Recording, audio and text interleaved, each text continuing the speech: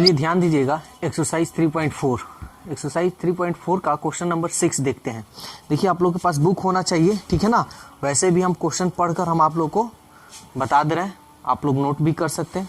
देखिए question number 6 क्या कह रहा है। कह रहा है यदि 2 पेंसिल और 3 रबड़ की कीमत 9 रुपया हो और 4 पेंसिल और 6 रबड़ की कीमत 18 रुपया हो तो प्रत्येक पेंसिल तथा प्रत्येक रबड़ की कीमत बताना है। देखिए प्रत्येक पेंसिल और प्रत्येक रबड़ की कीमत बताना है। तो सबसे पहले हम मान लेंगे कि प्रत्येक पेंसिल और प्रत्येक रबड़ का कीमत, ठीक है, चलिए मानते हैं। माना प्रत्येक पेंसिल की कीमत x रुपया और प्रत्येक रबड़ की कीमत y रुपया है, ठीक है ना। ठीक है, अब सवाल में देखिए प्रश्न से हम यहाँ लिख देंगे। प्रश्न से, प्रश्न के मतलब हो गया, अब जो प्रश्न कर रहा है वैसे हम काम करेंगे। कह रहा है 2 पेंसिल, यानी एक व्यक्ति है कि 2 पेंसिल और 3 रबड़ खरीद रहा है तो 9 रुपया दे रहा है। तो देखिए एक पेंसिल का कीमत कितना रुपया है, x रुपया है, और खरीदा कितना है जी 2 पेंसिल, तो कितना रुपया हो जाएगा, तो 2 में हम x से गुना कर देंगे ना, तो कितना हो जाएगा 2x रुपया। फिर कह रहा है कि 3 रबड़ खरीदता है, एक रबड़ का कीमत y रुपया, तो 3 रबड़ का कीमत 3y, टोटल इतना रुपया, ये टोटल इतना रुपया हुआ, और दे कितना रहा है 9 रुपया। तो यही ना, ये रुपया हुआ और ये भी रुपया हुआ, ये 9 रुपया। समझ में आया। फिर आगे देखिए, फिर कह रहा है 4 पेंसिल 6 रबड़ की कीमत 18 रुपया है। तो देखिए एक पेंसिल की कीमत x रुपया है, तो 4 पेंसिल की कीमत 4x रुपया। अरे कहते हैं ना कि मान लीजिए एक पेंसिल का कीमत 2 रुपया है, तो 4 पेंसिल का कीमत कितना होगा, तो 4 में 2 से गुना कीजिएगा 8 रुपया कह सकते हैं ना। तो वही हम यहाँ रुपया के जगह, यानी 1 2 के जगह पर हम x और y मान लिए, तो बस गुना कर दिए। फिर कह रहा है 6 रबड़ खरीदता है, एक रबड़ की कीमत y रुपया, तो 6 रबड़ की कीमत 6y, टोटल रुपया इतना हुआ, टोटल कितना रुपया हुआ इतना, और दे कितना रहा है जी 18 रुपया। कितना दे रहा है 18 रुपया।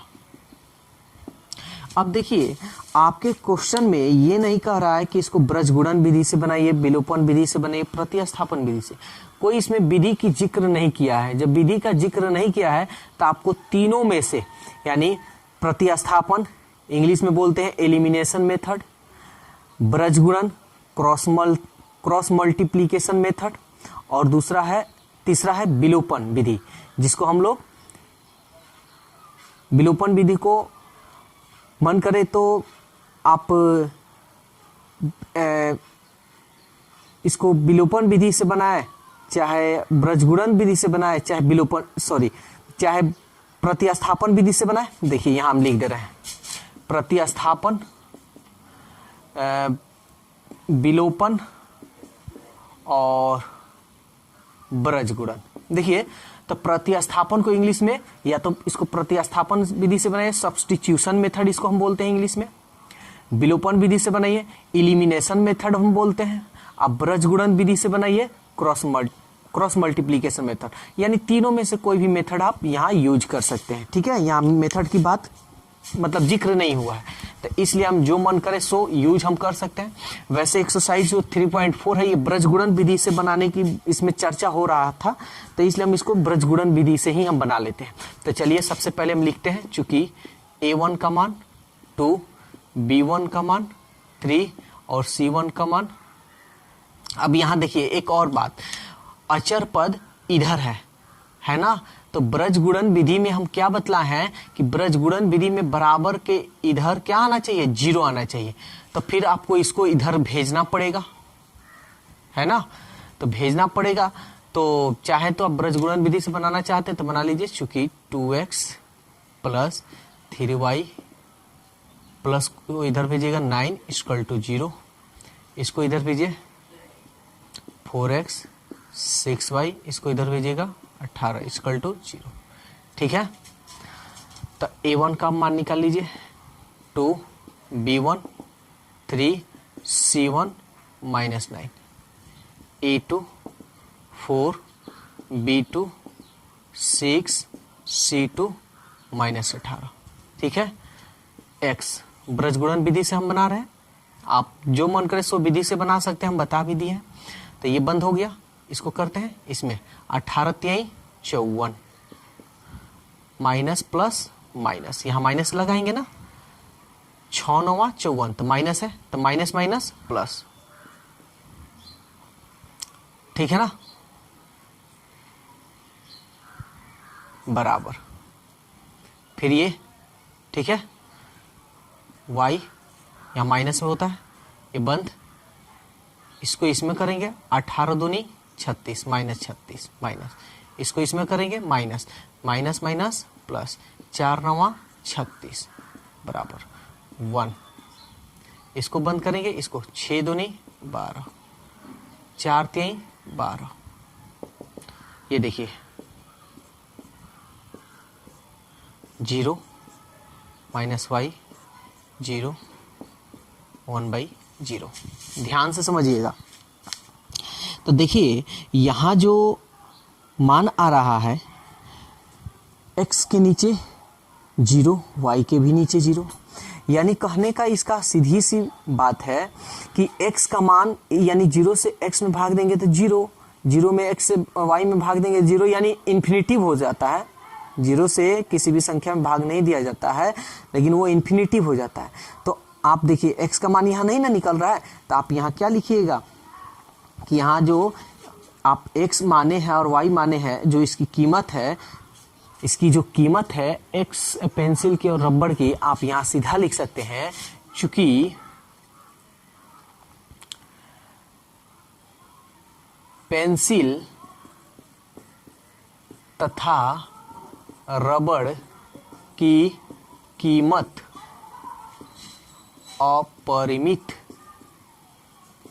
अपरिमित रूप से अनेक हल होंगे। समझ में आया? पेंसिल तथा रबड़ की कीमत अपरिमित रूप से अनेक हल होंगे या अनेक कीमत होंगे। अपरिमित रूप से अनेक कीमत भी आप लिख सकते हैं, हल की जगह पर कीमत भी आप लिख सकते हैं। ये आपका आंसर होगा, यानी x और y का मान नहीं निकलेगा, लेकिन निकलेगा तो बहुत सारा हो सकता है, 1 भी होगा, 2 भी होगा, 4, 6, 7 कुछ भी हो सकता है। क्योंकि आप यहाँ देख रहे हैं कि यहाँ a1 यानी 2 दूनी 4, 3 दूनी 6, 9 दूनी 18 तीनों बराबर है। आप ये जानते हैं ना, चूंकि a1/a2, b1/b2, c1/c2। ठीक है, यानी यहाँ पे क्या है, तीनों बराबर है।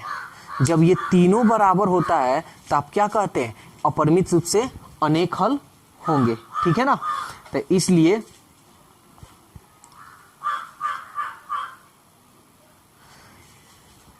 हम अपरिमित रूप, इसको हम लिखेंगे अपरिमित रूप से अनेक हल होंगे, यानी इसका मान नहीं निकलेगा तो क्या होगा, कुछ भी हो सकता है, एवरीथिंग।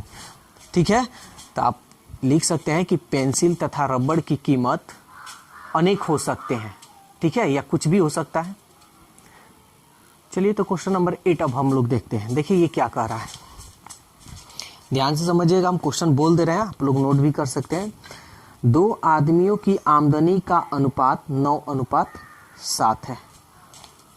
यहां लिख दे रहे हैं 2 आदमी की आमदनी कितना है जी, 9:7 है। तो 9:7 लिख देते हैं।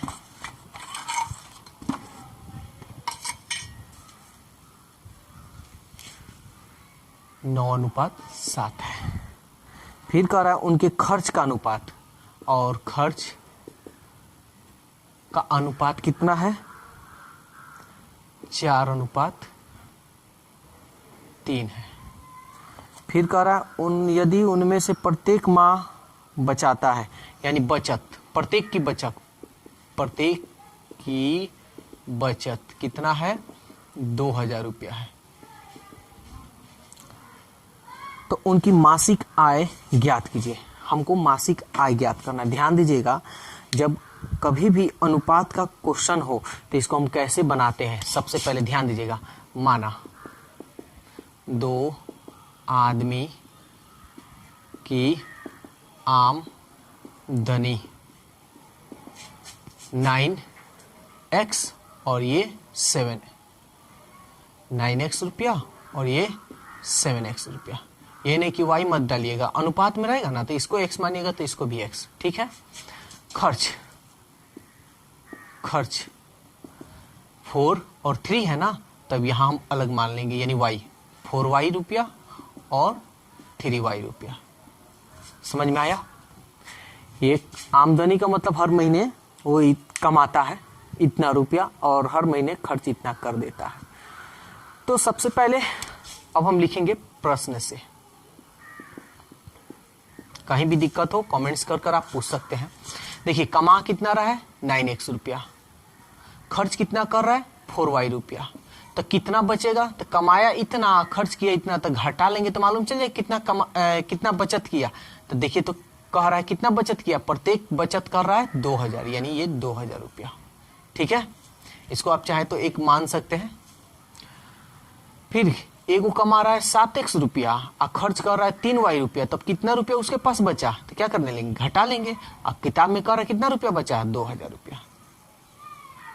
ये हमारा 2। देखिए, यहाँ कोई विधि नहीं कह रहा है, इसके पहले जस्ट हम बताएं कि ब्रजगुणन विधि से हम लोग ये चैप्टर जो है ब्रजगुणन विधि का इसमें जिक्र किया था, तो इसलिए हम इसके पहले ब्रजगुणन विधि यानी क्रॉस मल्टीप्लीकेशन मेथड का हम यूज किए थे। यहाँ कोई विधि नहीं कह रहा है, इसलिए जो मन करे सो हम विधि यहाँ यूज कर सकते हैं।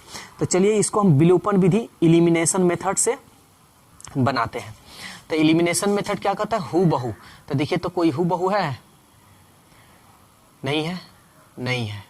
इससे हमको लेना नहीं, चर से मतलब है। तो इसमें हम क्या करते हैं, 7 से गुना कर देते हैं, इसमें हम क्या करते हैं 9 से गुना कर देते हैं, ठीक है। यहाँ बस लैंग्वेज में लिख देंगे, समीकरण 1 में 7 से तथा समीकरण 2 में 9 से गुणा करके समीकरण क्या बताए हैं, दोनों चिन्ह जब प्लस में रहेगा तो यहाँ क्या लिखेंगे, माइनस। समीकरण 1 - 2 करने पर, चलिए करते हैं।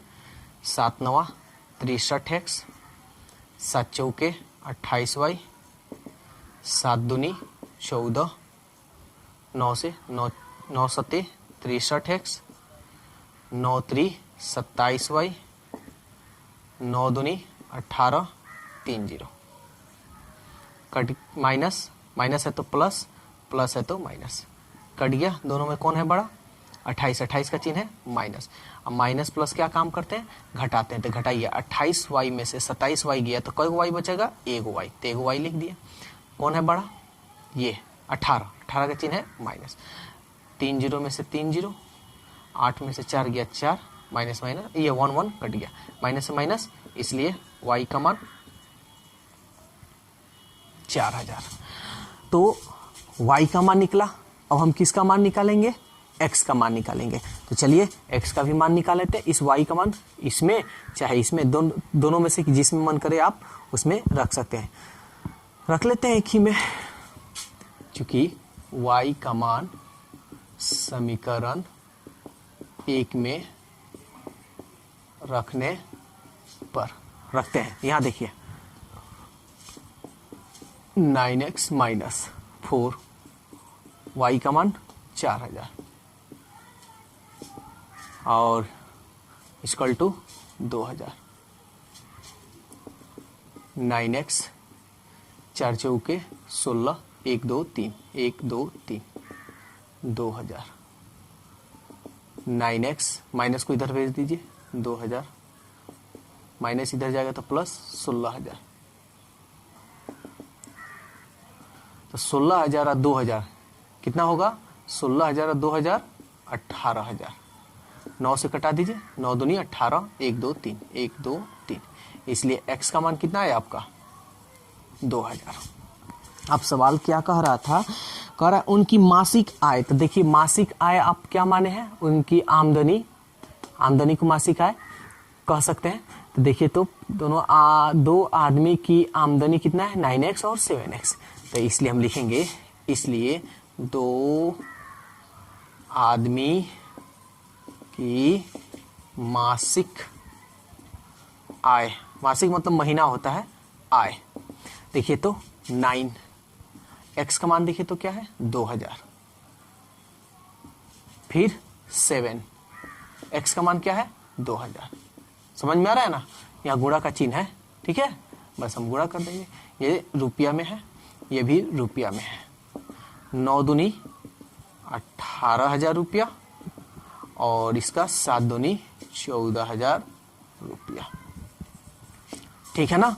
तो दोनों आदमी की जो मासिक आय कितना है, एक का है 18,000 और दूसरा का है 14,000। तो ये रहा आपका एक्सरसाइज 3.4 का। अब देखिए इसमें और भी सारा क्वेश्चन है, तो आप लोग को जस्ट अभी, ठीक है, 6 से जो भी मतलब इसके आगे है क्वेश्चन, ठीक है, यानी 6 नंबर तो हम बता दिए, यानी 6 से 13 तक जो भी क्वेश्चन है आप इसको बनाइए, और जहां आपको दिक्कत हो रही है, जहां आपसे क्वेश्चन नहीं बन रही है, आप तुरंत कमेंट्स कर पूछ लीजिएगा।